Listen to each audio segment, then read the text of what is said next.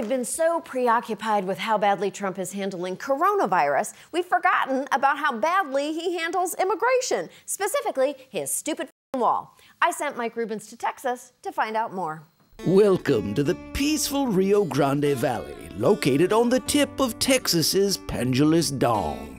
Home to quiet border communities, pristine natural beauty, and a good old-fashioned Texas show, where Trump's diverted billions of dollars from the military to build a 30-foot wall, crushing critters and grabbing private property along the way. Yeehaw! All right, let's just get into it. Mexico is not paying for it, but the wall is happening. This is ACLU lawyer David Donati, whom I met in a wall with a giant hole in it. Look, it's a freaking metaphor, people. Priority number one is construction in the Rio Grande Valley. But in Texas, the vast majority of our borderlands is owned by private citizens. So Congress has empowered the administration to do something called a quick take. Quick take! Yeah! Where they take the land, they build the wall, and they can figure out just compensation later. That's right, with a quick take. Yeah! They just take your land, then tell you what they'll pay for it. So how are Texans taking to government workers showing up and saying their land is being quick-tookened? Texas law gives me the right to shoot these people. This is Naida Alvarez, peaceful border resident, spirited driver, and wannabe Banksy. So how'd you end up graffitiing your own roof? You know, after Trump said we're building this wall, he comes over to the valley, and I say he's gonna fly by and he's gonna see this. You know he can't read, right? I just didn't have a chance to put my middle finger up there. Just for reference, that would look something like this. Knight has been told that her backyard is about to get an exciting new addition. The wall's supposed to go a few feet from us. Just like right here? Yeah. The government has informed Naida that her property, which has been in her family for generations, is now condemned. And they've sent more than just letters. We had a pervert show up through there, someone hired by the government. A government pervert? There's a little camera over there that caught them. Very quickly, the ballad of the government pervert. Naida's camera captured a posse of trespassing surveyors. One of them spotted the camera and began a striptease. And then... They claimed that you threatened to shoot them. I never threatened to shoot anybody. What did you say? I told them I was going to beat the shit out of them. Oh, okay. Those are two different things. But not everyone can defend themselves as well as Naida. That's because some of them are butterflies. So tell me where we are. You're at the National Butterfly Center in Mission, Texas. We're a 100-acre botanical garden planted with host and nectar plants for butterflies. Butterflies? Surely the Trump administration would want to protect innocent little butterflies. Actually, no. The government sent contractors here. I found 5 workmen cutting down our trees. We had no notice, we had given no permission, and I said, you must not understand the 3 Fs. If you're not feeding me, and financing me, I don't listen to you. What if I'm interviewing you? You got 5 minutes. Okay. Wow, Texas ladies are tough. So why piss them off? Why take this land to begin with? Because in this part of Texas, the border is the river, which is made up of a substance that scientists call water. So... What they're actually doing is they have to go about a mile inland. And a lot of the United States is actually going to be behind a border wall. So to wall out foreigners, we just have to wall out our own citizens. That is exactly what's happening. The position of Trump's wall will create a no man's land. In Spanish, they call this tierra de nadie, or roughly translated, we just gave land back to Mexico. To speed the process, the Trump administration has ignored dozens of environmental regulations. They're violating the Rivers and Harbors Act, the Clean Water Act, the Solid Waste Disposal Act, the Native American Graves Protection and Repatriation Act. I'm sorry, they're building it on a Native American burial ground. All of this area was once inhabited by our indigenous peoples, and their remains are throughout the region. On the bright side, it can't get any worse. I'm kidding, of course it can. The government's border wall isn't the only threat. In November, they started building a private wall on the banks of the Rio Grande River. Yeah, Joe! Okay, the ballad of the private wall. A team of Tinder swipe lefts, yes, that's Steve Bannon there, raised $20 million on a GoFundMe, then joined forces with a pro-Trump contractor to build their own privately funded wall. It's illegal and stupid to build it right on the floodplain, so they decided to build it right on the floodplain. Behold, the private wall. All in here in this bend in the river, there was hundreds of acres of just natural riverbank habitat like that. Just wild habitat. Wow. Father Roy Snipes is a local priest with property right next to the private wall. He took me on his boat to show me what happens when racism meets industrial scale arts and crafts. We always thought, well, you couldn't just bulldoze miles and miles of beautiful riverbank. You couldn't do that. But they did it. What do you think Jesus would feel about this? That's a good question. The real moral issue would be demonizing people who are poor and just struggling to survive. I think you just captured the entire GOP platform. So, one last question. How will this private wall then connect to the government wall? Oh, it won't. It will be a freestanding sculpture. Yep, the private wall will be walled off by the wall, which will also wall off U.S. territory and citizens, none of whom can really fight back. There's no invasion. There's no crisis. It's just a big show that people believe up north. And Nida would like to confront the MC of this show, Donald Trump. I would like to see him in the face.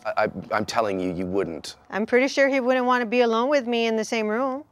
Now, that I would like to see. I bet you he'd run out like a chicken. I see an incredibly lucrative pay-per-view opportunity in the future. Today's story is about finding hope, eventually, in an unexpected place. Atlantic City, AC town, that's a hell of a town. Atlantic City, once the gem of high society. And Atlantic City was known as the millionaire's playground. A playground where screwball celebrities delighted us with their goofy gunplay. Crowds were enchanted by daily attempts to murder a horse. And where Miss America was crowned. Atlantic City in Jersey town. Atlantic City in Jersey town, where hope is something. Wait a minute. What? What, is it the horse? The horse is okay. Oh, right, the other thing. It was also here that Donald Trump successfully proved that you could bankrupt not just one, but several casinos. And in his wake left pain and rubble and... Actually, hold on a sec. There we go. You're welcome. The point is, with his lying and cheating and destruction, Donald previewed in Atlantic City what he would do to the country. In many ways, Atlantic City is America, as anyone here will tell you. Is Atlantic City a metaphor for America?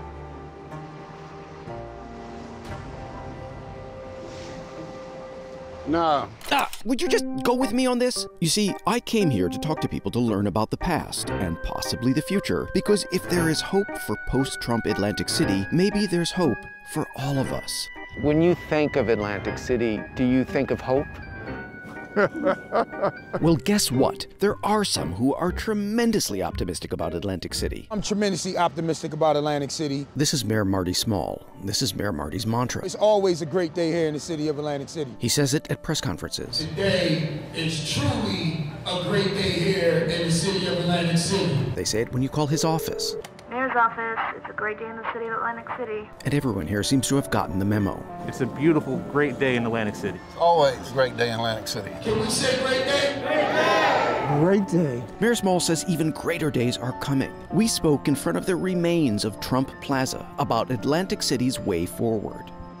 Atlantic City knows Donald Trump the best. He left here on tremendously bad terms. This signifies the end of an era, but it also signifies the hope and a rebuild of something new, fresh, and exciting. The implosion here drew a pretty big crowd, yes? Yes. Have you considered rebuilding it and blowing it up again? No. We want to rebuild it and have something that can attract families right down the street. We're going to break ground in about a month on a $100 million water park. And we also have a golf course going up in the inlet, an 18-hole state-of-the-art miniature golf course. I'm sorry, what? Huh? What? I can't. Say it again. Could you hold on a second? Shut up! Continue. Yes, I mean, this is an optimistic time in Atlantic City. That's why we say it's a great day here in the city of Atlantic City. Great day. And I'm just excited and optimistic about America, too. They say that sooner or later, you meet everyone in Atlantic City on the boardwalk. To find out more, I set off down the boardwalk. A little bit off of it, I found Robert Ruffalo. Since 1973, he's sold vintage books and antiques from the city's golden era. This is a ski board that Rex the Wonder Dog would ride in the ocean. The Rex the Wonder Dog? The Rex the Wonder Dog. The Wonder Dog was right here. Yes. So will Atlantic City and America ever feel the innocent joy of the Rex the Wonder Doggian era? Back when this place knew how to properly terrify animals? If Atlantic City were a meal, what would it be? It wouldn't be a steak dinner these days, but Atlantic City always comes back. You have hope for Atlantic City. Is there hope for America? Oh, yes. Always bet on the desire of the American people to succeed. If the mayor is an expert in the present and Robert in the past, third-generation psychic Miss Erica is our guide to the future. Okay, the tarot cards are showing for me happiness, people starting to get back out there, everybody's energies that were once broken being happy again. So there is hope. Yes. The cards say that there's hope. I do see hope for the country. There is hope, the final confirmation here in the cards that the future is... You're not hiding something from me, are you? No, I don't see anything that I feel like you need to be alarmed about. Find the positive in it. Wait, maybe there is no hope. Maybe things won't be okay. On the other hand, she said there's nothing to worry about, but on the other hand, I don't even believe in the occult, and I think that psychics are full of shit. Find the positivity. We want you to have hope. Hope? Rex the Wonder Dog. I got kissed by Marilyn Monroe. Things are getting better. That's what's yet to come. Yet to come. I remember a horse. Never bet against Atlantic City. Raise one dog. You know what? I feel better. Back to the Hopi stuff and Atlantic City's reinvention. For example, We're in the process of creating a new slogan. May I make some recommendations? Shoot. Atlantic City, horny for improvement. I don't like that one. Just like Vegas has, what happens in Vegas stays in Vegas. How about what happens in Atlantic City? No, okay. Atlantic City, existentialist metaphor for America writ small. It's cool. there you have it, folks. I was right. And if you can find hope in this battered, struggling place, there's hope for all of us. Because remember, it's always a great day here in the city of Atlantic City. Atlantic City, that AC city, it's in New Jersey. I know I'm out of town.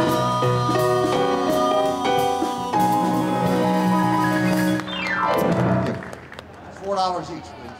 science tells us there is no activity more satisfying and fulfilling than calling bullshit.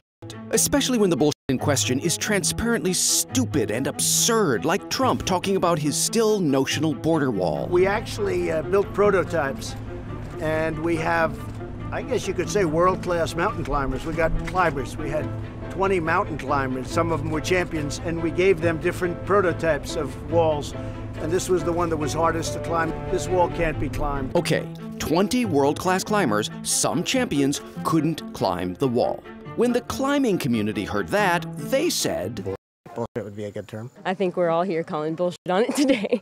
Here is Muir Valley, Kentucky. The mechanism for the calling of the bullshit is this, a replica of one of the 18-foot-high sections of Trump's border wall. The replica is the brainchild of climber and retired engineer Rick Weber, who had his own potty-mouthed reaction to Trump's claim. Well, I thought that's baloney. Rick! He said they had 20 of the finest mountaineers in the world and they couldn't climb it. Nobody in the climbing community has a clue who these people may have been, and you never tell a rock climber that something's impossible to climb because we'll go out and try it.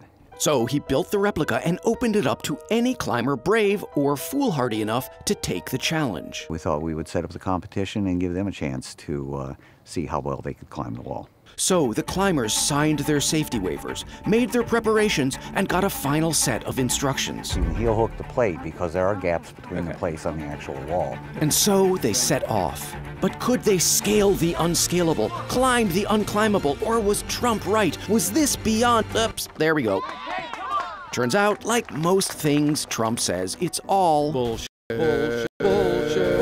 Bullshit. If I were designing a wall, I don't think I could design a better wall to climb because you get wonderful hand grips. The top plates are not welded together, so you can grab the side of one of the plates, you pull yourself over the top and just shimmy down. So, how long did it take some of these climbers to climb up and shimmy down? Let's watch while I fill the time by trying to list all of Trump's lies from the most recent week tracked by CNN. Ready? Go. Trump claimed in a book published in 2000 he'd predicted Osama bin Laden would need to be assassinated. False. Never happened. No one has ever held closed-door impeachment hearings before. False. That happened with Nixon and Clinton. They built the Empire State Building in just 9 months. False. And just weird. The whistleblower is gone and totally discredited, and crap, I'm out of time and there's 92 more to go. Okay, admittedly, maybe not everyone can scale this wall. These climbers are clearly the best of the best, like the test climber who initially beat this challenge on a previous day. Lucy, you are the first person to have ascended the wall? Yes. Oh, hi. How old are you? 8. So, yeah.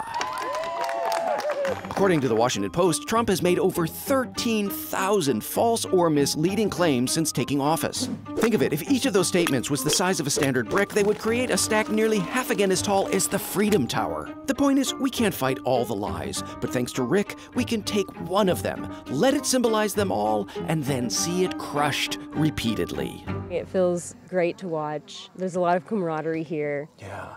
It's fabulous. You know, just kind of pumping up the wall and you just slap that top lip and you're just up there and you just shove yourself over and you slide down the back. Oh, dude, nothing better. If you were to use colorful climber expressions, how would you describe the Trump administration so far? Oh, they're definitely soft, man. They went to go and get on like a really easy 512, but ended up being like super sandbagged. I think you're saying that they're not very good at what they're doing. Oh no, they're just a bunch of chuffers, man. Whole Trump administration, they just chuff hard on everything. You think we're at peak chuffness, or there's more chuff to come? Talk about Donald Trump, man. There's always more chuff to come. There's always more chuff. He is the king of chuffing, man. The king of chuffing. So, to the king of chuff, these folks have called your whatever it is that rhymes with chuff. The man is spending an awful lot of money to build a monstrosity out of iron that's not going to stop anybody. Building this replica of the wall and having people climb it, how satisfying is that on a scale of like, to, oh, yeah? Hard question to answer. No, it's not. It's And that's the reason to cover what's admittedly a pretty minor story, because it feels good. Just to kind of sum up, I mean, bullshit was called today. Yes, by many people and 8-year-olds.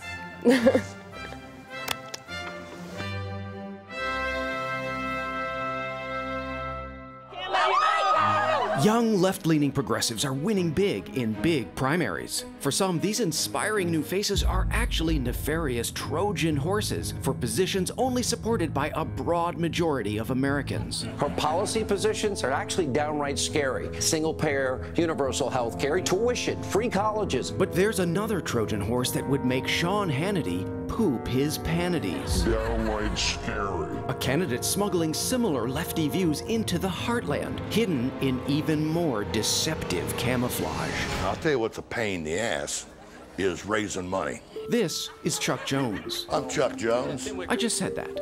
A former president in the Steelworkers Union, he's now running for office in Indiana. We have my special friend Chuck Jones, who's running for Wayne Township trustee.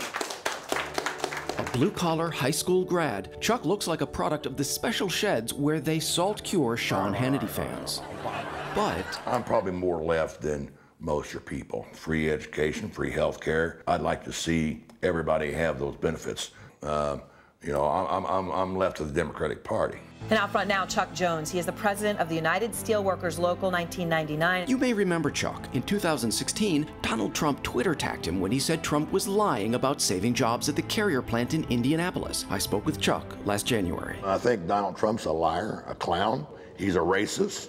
People bought it, and they bought a bag of shit, and that's what we got. And just like that, I was in love.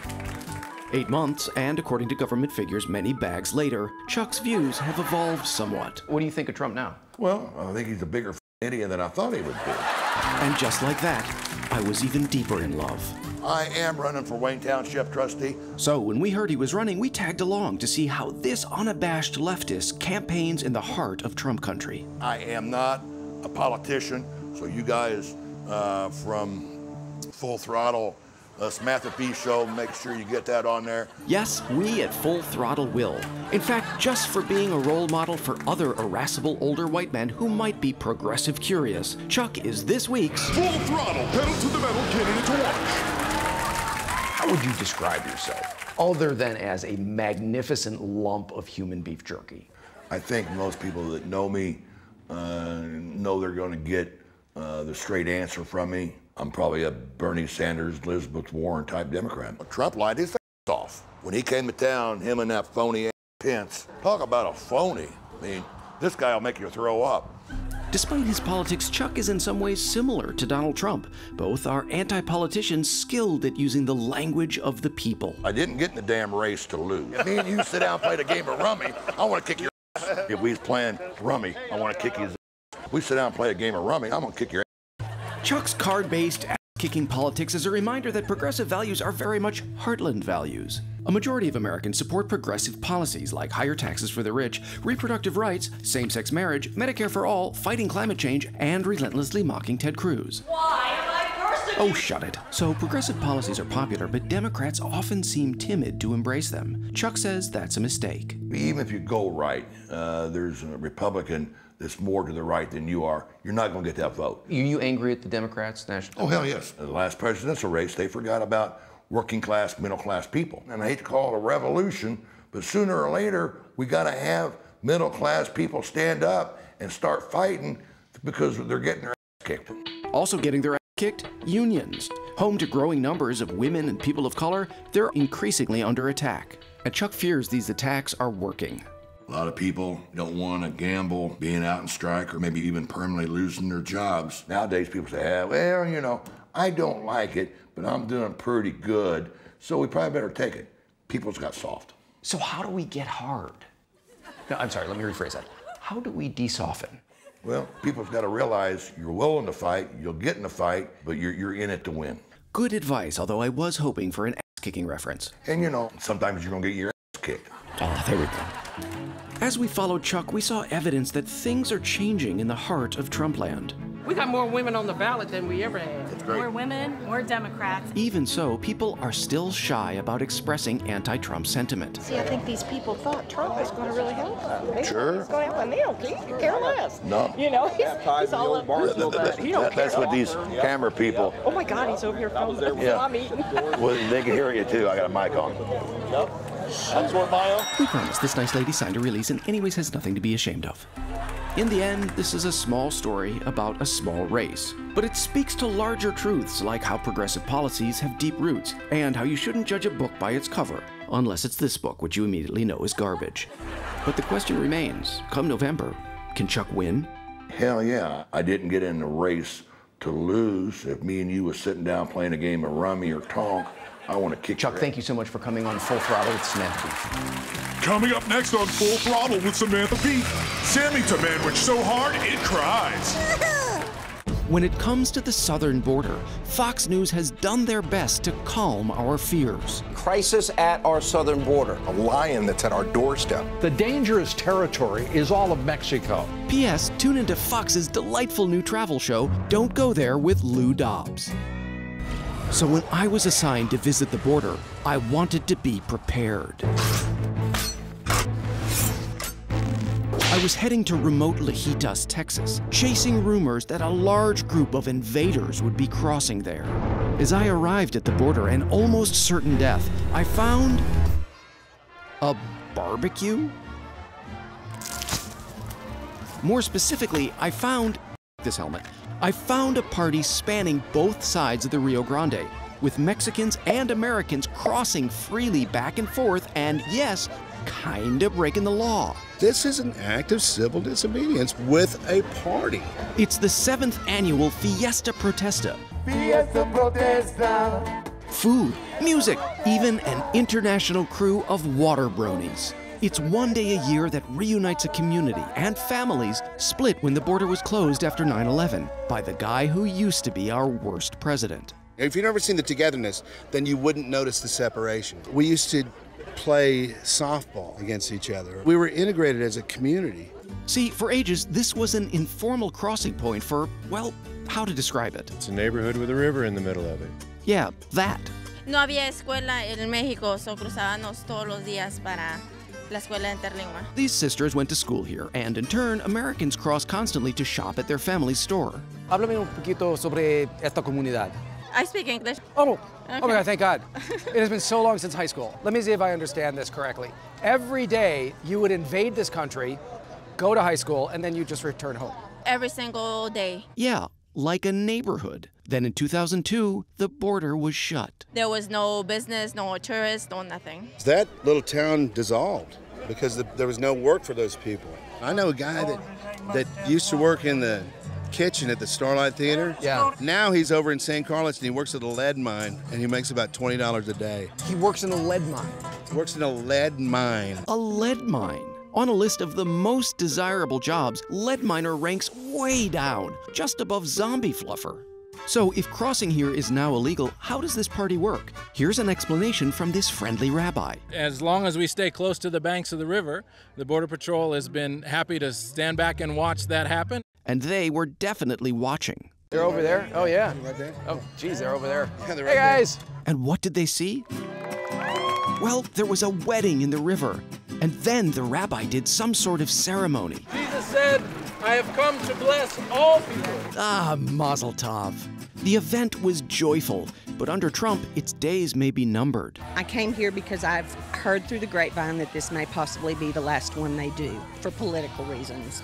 I'm not necessarily pro let everybody come over here, but I think that we have gone completely beyond the limits that are necessary for what's going on. These people just want to see their families. And it used to be a place where they could openly cross, visit with each other, you know, the elders that lived on the other side. Thanks, Frank.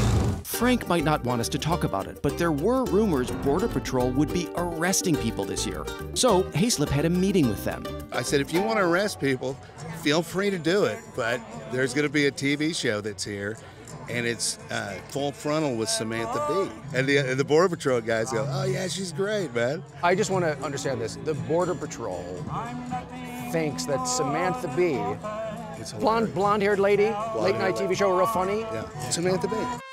If I was confused about the border before, I was even more confused now. There was only one choice. I had to get closer. And into the river I went to meet my fans. Hi, I'm Mike Rubens from Full Frontal with Samantha Bee.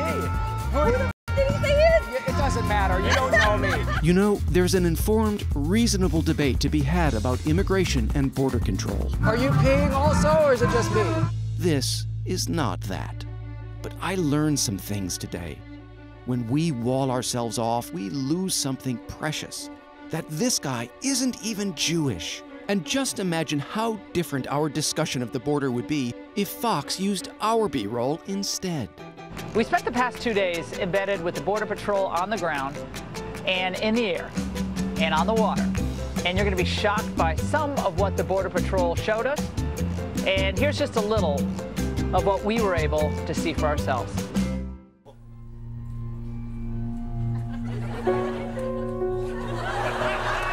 New Hampshire in the winter.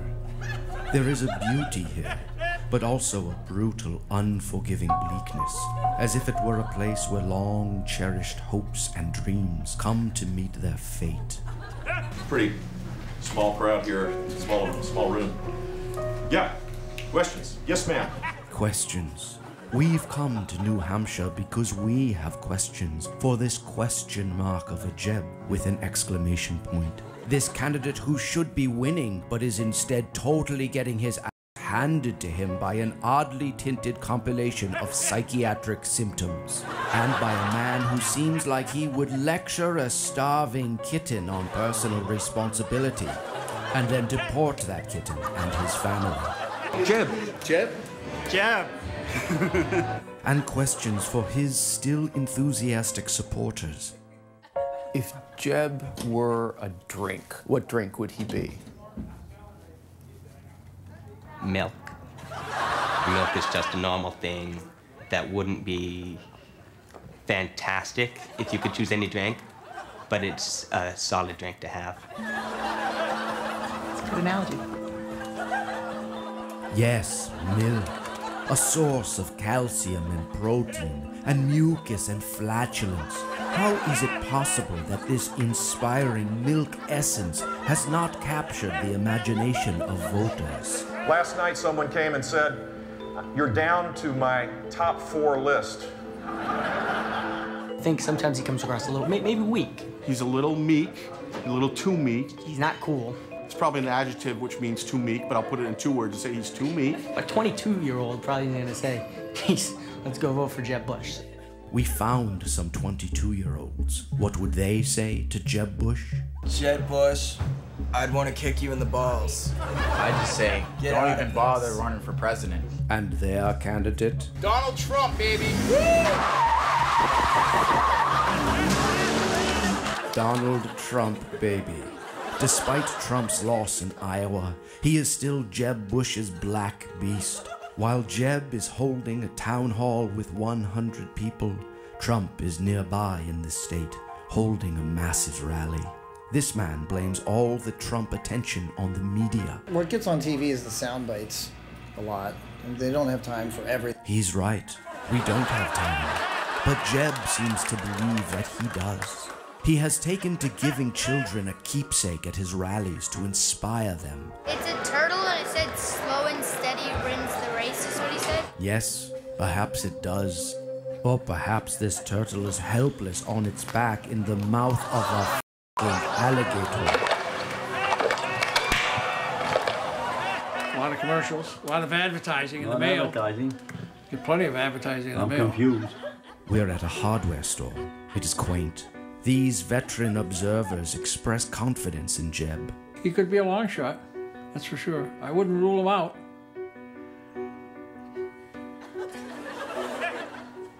As we follow this Jeb and get closer to him, he paradoxically seems to recede ever further into the distance. At dusk one day, we find a Jeb campaign headquarters, but it seems hastily abandoned. In the corner of one empty room, a bag of garbage. Later, we see a man walking along the darkened roadway, carrying a Jeb sign. What is he doing? Where could he be going? It's all so freaky. Scott Conroy works for the Huffington Post, which is almost like a journalistic organization. He has spent much time with this Jeb. What does he see when he peers into Jeb's eyes?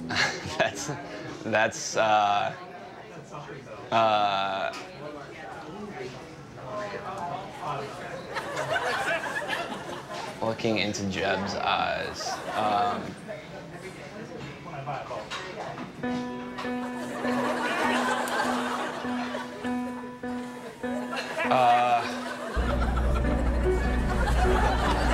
Finally, our chance to speak to Jeb. The Peterborough Town Hall, the crowd dwindling. No one between us and this Jeb, but some idiot who keeps taking pictures. Didn't we already do this once? You did! He's already taken like 500! Idiot! There, our chance. Our producer moves in and asks the one question that I must know the answer to. The campaign process is like the brilliant night sky, whose beauty obscures the fact that it is a terrifying, endless void. Campaigning is the greatest blast in the world. It isn't terrifying. It is democracy. His voice fades to me, the content meaningless. But I believe that he believes he can win. And for a moment, his belief makes me believe that I believe it too. Jeb!